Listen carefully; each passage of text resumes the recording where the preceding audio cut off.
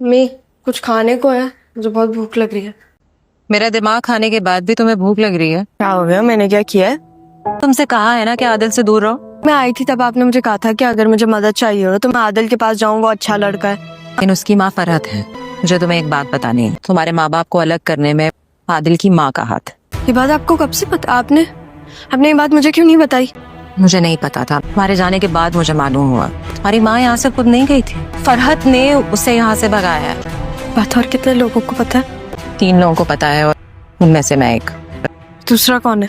आज जाके तुम्हें अपने फूफो से पूछनी चाहिए। तेरा राइट है ये जानने का कि तुम्हारी माँ जब सब कुछ छोड़ छाड़ कर यहाँ आ गई थी तो फिर वो वापस क्यों चली गई।